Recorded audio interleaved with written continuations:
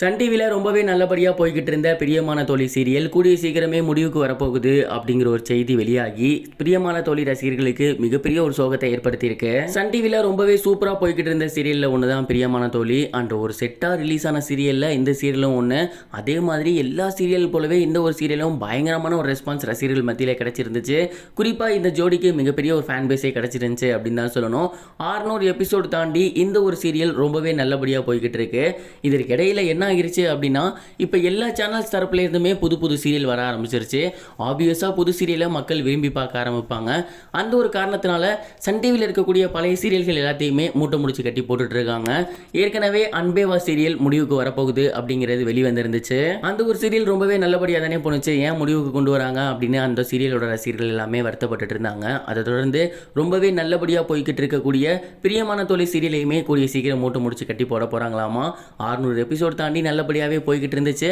ஆனால் புது சீரியல்களை உள்ளே கொண்டு வரணும், ரசிகர்களை மறுபடியும் நம்ம பக்கம் வைக்கணும் அப்படிங்கிறதுக்காக அந்த சேனல் இந்த வேலையெல்லாம் பார்த்து வந்துட்டு இருக்காங்க. அரசல் பொருசலாக ரிலீஸ் ஆகியிருந்த இந்த ஒரு நியூஸை அந்த சேனலில் நடிக்கக்கூடிய ஒரு சில முக்கியமான நடிகர்களே அவங்களோட சோசியல் மீடியா பேஜில் ஷேர் பண்ணியிருக்காங்க. எஸ், இன்னும் கொஞ்சம் நாளில் இந்த சீரியல் முடிய போகுது, உங்கள் எல்லாத்தையுமே ரொம்பவே மிஸ் பண்ணுவோம். அண்ட் இன்னொரு சூப்பரான சீரியலில் உங்களை சந்திக்கிறோம் அப்படிங்கிற மாதிரியும் சொல்லியிருக்காங்க. ஸோ இதன் மூலியமாக ரொம்பவே நல்லா தெரியுது பிரியமான தோழி கூடிய சீக்கிரம் முடிய போகுது அப்படின்னும், அதற்கு பதிலாக அதோட ஸ்லாட்டில் புது சீரியல் வரப்போகுது அப்படின்னும். நீங்கள் இந்த ஒரு விஷயத்தை பற்றி என்ன நினைக்கிறீங்க? அண்ட் புது சீரியலுக்காக இந்த சீரியல் தூக்குறது ஓகே அப்படின்னு நினைக்கிறீங்களா? உங்களோட தாட்டை கமெண்ட் பாக்ஸில் ஷேர் பண்ணுங்க. இது ஒரு புறம் இருக்க, இப்போ சோசியல் மீடியாவில் ரொம்பவே ட்ரெண்டிங்காக சங்கீதா அவர்களோட அப்பா அம்மாவோட ஃபோட்டோ சுற்றி வந்துகிட்டு இருக்கு அப்படின்னு தான் சொல்லணும். என்ன நடந்துச்சு அப்படின்னா, விஜய் சாரோட அப்பா அம்மாவை நம்ம எல்லாருக்கும் ரொம்பவே நல்லா தெரியும். And Vijay sir Sangeetha ma'am 1999 கல்யாணம் பண்ணிக்கிட்டாங்க. இப்போ வரைக்குமே ரொம்பவே சூப்பரான ஒரு ஜோடியாக இண்டஸ்ட்ரியில் இருந்து வந்துட்டு இருக்காங்க. விஜய் சாரோட அப்பா அம்மாவை நமக்கு நல்லாவே தெரியும். ஆனால் சங்கீதா மேமோட அப்பா அம்மாவை நம்ம பெரும்பாலும் பார்த்துருக்க மாட்டோம். அவங்களோட புகைப்படங்களும் பெருசாக வந்தது கிடையாது. அண்ட் இவங்களுமே சோசியல் மீடியாவில் அவங்க அப்பா அம்மா ஃபோட்டோ ஷேர் பண்ணது கிடையாது. அதே போல் விஜய் சாரோட ஃபங்க்ஷன் இருந்துச்சுன்னா அதுலேயுமே அவங்க கலந்துக்கிட்டது கிடையாது.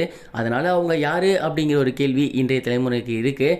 அந்த ஒரு காரணத்தினால அவங்க அப்போதைய எடுத்துக்கிட்ட புகைப்படம், அதாவது அவங்க கல்யாணத்தப்போ எடுத்துக்கிட்ட புகைப்படத்தை இப்போ சோசியல் மீடியாவில் பயங்கர வைரலாக ட்ரெண்ட் பண்ணி வந்துட்டு இருக்காங்க. மேலும் சங்கீதா மேம் அவங்க அப்பா அம்மா கூட இருக்க புகைப்படங்களும் ரிலீஸ் ஆகியிருக்கு. அது மட்டும் இல்லாமல் ரீசெண்டாக சங்கீதா மேமோட அம்மா எப்படி இருந்தாங்க அப்படிங்கிற ஒரு ஃபோட்டோவும் சமீபத்தில் வெளியாகி இருந்துச்சு.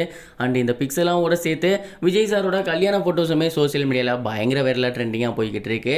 விஜய் சாருக்கும் சங்கீதா மேமுக்கும் ஒரு சின்ன கிளாஸ் இருக்குது, அதனால அவங்க பிரிஞ்சிருக்காங்க அப்படிங்கிற மாதிரிலாம் ஏகப்பட்ட டாக்ஸ் போகுது. அதுக்கு முக்கியமான ரீசனே விஜய் சாரோட ஃபங்க்ஷன்ஸில் சங்கீதா மேம் கலந்துக்கிறது இல்லை அப்படிங்கிற குற்றச்சாட்டு தான். கோட் படத்தோட இசை வெளியீட்டு விழாவில் அவங்க கலந்துக்கிட்டா இன்னும் சூப்பராக இருக்கும். இது வரைக்கும் கனெக்டிங் டிவிக்கு சப்ஸ்கிரைப் பண்ணனா மறக்காமல் சப்ஸ்கிரைப் பண்ணிக்கங்க. உடனடி அப்டேட்ஸ் பெறுவதற்கு நோட்டிஃபிகேஷன் பெல்லையும் கிளிக் பண்ணிக்கங்க.